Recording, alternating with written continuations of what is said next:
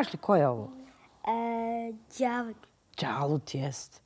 I kako je opasan. Šta ima ovdje? Mačeve i noževe. Mačeve i noževe. Pa sad ćemo pročitati priču. Hoćete da čujete? Hajde, Da. sjedi pa ćemo čitati priču.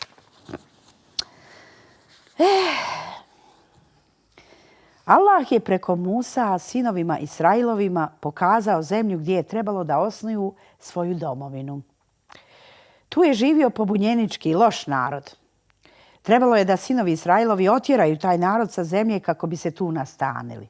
Međutim, oni su se bojali tog okrutnog naroda i nisu željeli da ratuju sa njim.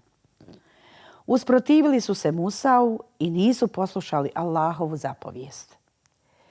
Sinovi Israilovi su se više puta oglušili o zapovjedi uzvišenog Allaha. Bili su razmaženi, sebični i lijeni. Zbog toga ih je Allah kaznio, te su 40 godina živjeli bez svog doma i tumarali pustinjom. Za to vrijeme Musa i Harun su preselili na Ahiret. Kad je prošlo 40 godina, Allah je sinovima Israilovima poslao novog poslanika. Poslije onoga što im se dogodilo, oni su se opametili. Poslušali su novog poslanika. U njegovom predvođenju ušli su u zemlju koja im je pokazana kao njihova domovina. Ovdje su se borili sa pobunjenim narodom i u početku su pobijedili ovaj narod, ali pošto su se kasnije ponovo usprotivili Allahu, doživješe poraz. Pored toga, pobunjenici su se domogli i sanduka u kome su bile neke lične stvari Musa i Haruna, alejhiselam, među kojima su bili Musaov štap i zemljane ploče na kojima su ispisane Allahove zapovijesti.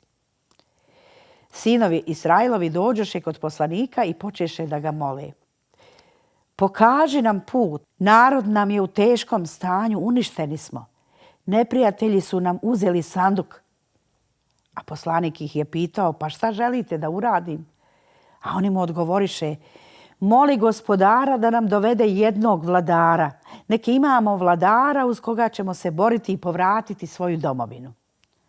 Poslanik ih upita, a kad bude trebalo da se borite, nećete bježati? Nipošto, odgovoriše. I onako smo sve izgubili, opljačkani smo, a porodice su nam u haosu. Obećavamo da se nećemo povlačiti od borbe na Allahovom putu. I nije prošlo mnogo i Allah je objavio da će im kao vladara postaviti Taluta.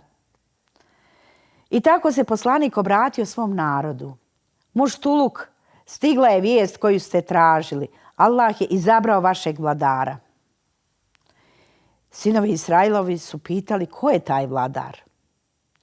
Kada im Allahov poslanik odgovori da je to Talut, oni mu rekoše, ali on je siromašan i običan čovjek.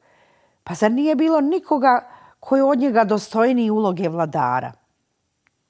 Allahov poslanik im odgovori, njega je Allah izabrao i načinio ga jakim i učenim.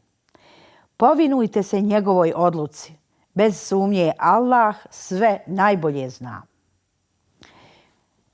Jedan od sinova Israilovih upita, a kako da znamo da je Talut izabran za vladara od strane Allaha Đelešanu? A poslanik odgovori, najočigledniji dokaz je to što će se sanduk vratiti. Meleki će donijeti sve te stvari koje su pripadale Musau i Harunu.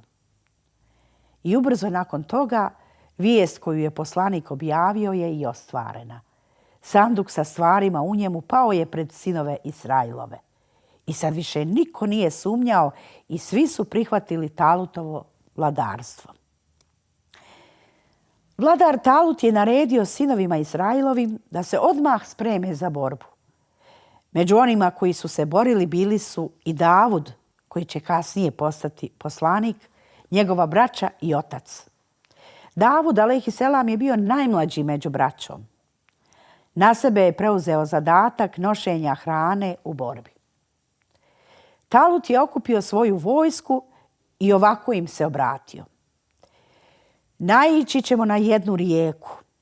Nikako nemojte naiskap piti vodu iz nje. Allah će vas tom vodom kušati. Onaj ko se napije iz nje nije moj. A onaj ko se suzdrži, osim jedne šake vode koju može popiti, moj je. I tako je vojska krenula na put. Kad su stigli do rijeke o kojoj im je Talut pričao, neki vojnici su poslušali naredbu i iz rijeke popili samo šakom. A neki su kao omađijani navalili na rijeku i počeli da ispijaju njenu vodu naiskap. Talut takvima naredi da se vrate. Znao je da ništa neće moći da postigne sa onima koji ne poštuju naredbu. Sa drugom polovinom vojske prešao je rijeku i nastavio dalje. Komandant neprijateljske vojske bio je Džalut, poznat po svojoj okrutnosti. Dvije vojske došle su jedna naspram druge. Neki od sinova Israilovih su se puno uplašili kada su vidjeli ovu veliku i snažnu vojsku i pitali su svog vladara Taluta: a kako ćemo da se borimo sa njima? Mnogi su nas napustili, nismo jednakih snaga. Međutim, oni koji su svim srcem vjerovali u Allaha Đelešanuhu i koji su mu se predali, rekoše: mi se ne plašimo i ne brinemo se. Koliko je samo malih vojski pobijedilo velike vojske uz Allahovu pomoć. Allah je bez sumnje uz one koji imaju strpljenja. Rekoše to i počeše da čine dovu. O Gospodaru, daj nam snage da istrpimo. Dozvoli nam da pobjedimo ovu zajednicu koja te poriče. Prvo je počela borba 1 na 1. Najsnažniji iz obje vojske borili su se 1 na 1. Džalut je istupio i rekao: o Talute, pošalji nekog da se bori sa mnom. Ako ja izgubim, vi budite pobjednici. A ako pobjedim, onda ćemo mi biti pobjednici. Talut upita svoju vojsku: ko želi da se bori sa njim? Niko nije istupio. Džalut je bio ogroman, snažan, neustrašiv. Sinovi Israilovi su se tresli od straha. Neprijateljski komandant Džalut stajao je ponosno na bojnom polju, siguran u sebe. A onda je Davud, alejhiselam, razdvojio vojsku ispred sebe i istupio. I povikao: ja hoću da se borim sa njim.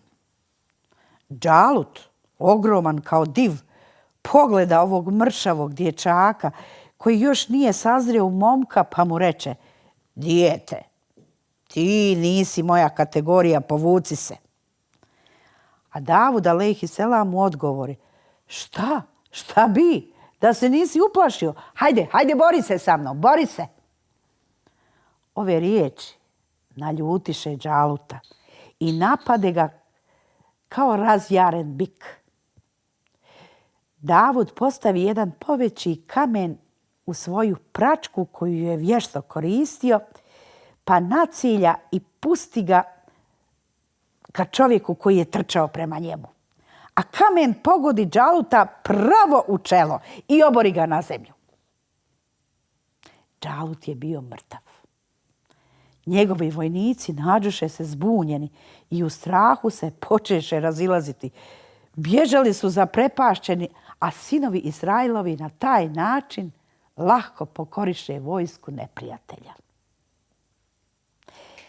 Sinovi Israilovi su se nakon pobjede nad neprijateljskom vojskom nastanili na toj zemlji. Nakon nekog vremena Davud alejhiselam je došao na njihovo čelo kao vladar. Osim toga, Allah ga je učinio poslanikom i poslao mu svetu knjigu Zebur. Poslanik Davud je imao tako lijep glas kakav je vrlo malo ljudi na zemlji imalo. Dok se molio Allahu, glas mu je bio toliko lijep da su mu se oni koji su ga slušali divili i željeli da nikad ne prekine svoju molitvu. Davud je svakog drugog dana postio i dan i noć činio ibadet svom gospodaru. Allah Đelešanuhu ga je podučio velikom znanju. Iako je bio kralj, nije se uzdizao iznad drugih i nastojao je da živi sa narodom. Znao je da cijeni ljudski trud, pa je i sam radio, oblikovao gvožđe, pravio mačeve, strijele i oklope. I poslanik Davud je kao vladar i poslanik vodio svoju državu pravedno. Ljudima je savjetovao da se ne udaljavaju od Allahovog puta i da čine dobra i lijepa djela. Tokom godina Davud alejhiselam je dobio dosta sinova i kćeri, a jedan od sinova bio je Sulejman. Davud alejhiselam je činio sve kako bi oni bili dobri ljudi i vjernici. Kada je Sulejman porastao i postao mladić, Davud ga je uzeo kraj sebe i dao mu jedan dio upravnih poslova. Jednog dana 2 čovjeka su došla Davudu kako bi se našlo rješenje za njihovu neslogu. A tu je bio i Sulejman. I jedan od njih dvojice reče: ovce ovog čovjeka su ušle u moja polja i uništile mi usjeve. Želim da ga tužim. Davud alejhiselam se obratio drugom čovjeku. Da li je istina to što je rekao? Istina je, odgovori čovjek. Na to mu Davud alejhiselam odgovori: onda ćeš mu kao naknadu za usjeve dati svoje ovce. A u tom trenutku se u razgovor umiješa Sulejman. Po mom mišljenju, vlasnik ovaca treba da sredi bašču da bude onakva kakva je ranije bila, a onaj drugi će dotad koristiti mlijeko ovaca. A kad se nanijeta šteta otkloni, čovjek treba da dobije natrag svoje ovce. Davudu alejhiselam se svidje ova mudra presuda njegovog sina Sulejmana i reče da tako urade. Zatim se obrati sinu: od sad ti treba da pređeš na prijesto kako bi donosio presude kad su u pitanju nesporazumi i kako bi vodio državu. Ja sam ostario. A sad me podsjetite da vam sutra ispričam još jednu priču o mudrim savjetima mudrog Lukmana svom sinu.